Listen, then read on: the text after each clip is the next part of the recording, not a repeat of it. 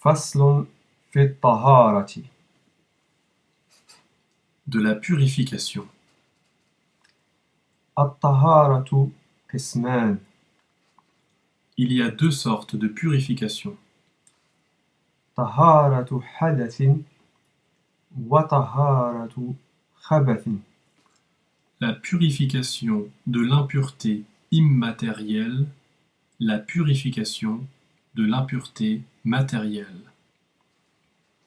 ولا يصح الجميع إلا بالماء الطاهر المطهر. Ces deux sortes d'impureté ne peuvent être purifiées qu'avec de l'eau pure et purifiante. وهو الذي لم يتغير لونه أو طعمه أو رائحته بما يفارقه غالبا. C'est-à-dire celle qui n'a changé ni de couleur, ni de goût, ni d'odeur au contact de substances qui, d'ordinaire, ne se trouvent pas dans l'eau, كالزيت والسمن والدسم كله والودح والصابون والوسخ ونحوه. comme l'huile, le beurre fondu, un corps gras, la fiente mêlée d'urine et séchée, ou autres saletés qui se collent à la laine des moutons, le savon ou autre impureté. ولا بأس بالتراب والحمأة والسبخة والخز ونحوه. Et l'on ne tient pas compte de la terre, de la vase, ou si cette eau provient de terrains salés, ou si elle contient de la mousse ou autre corps analogue.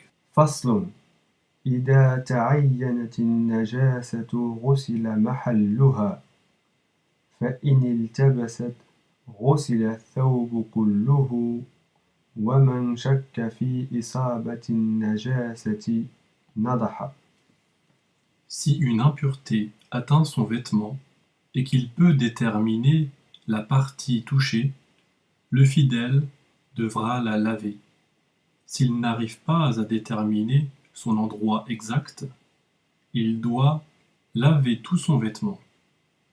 S'il soupçonne qu'une impureté a touché son vêtement, il doit asperger la partie sur laquelle porte le doute et non la laver.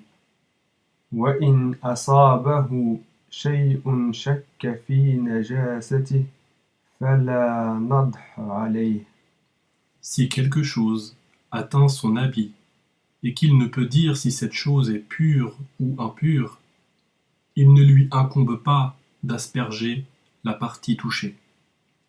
ومن تذكر النجاسة وهو في الصلاة قطع إلا أن يخاف خروج الوقت. S'il se souvient, alors qu'il est en prière, qu'une impureté l'a atteint, il doit interrompre sa prière, à moins qu'il craigne que son heure s'écoule. ومن صلى بها ناسيا وتذكر بعد السلام أعاد في الوقت.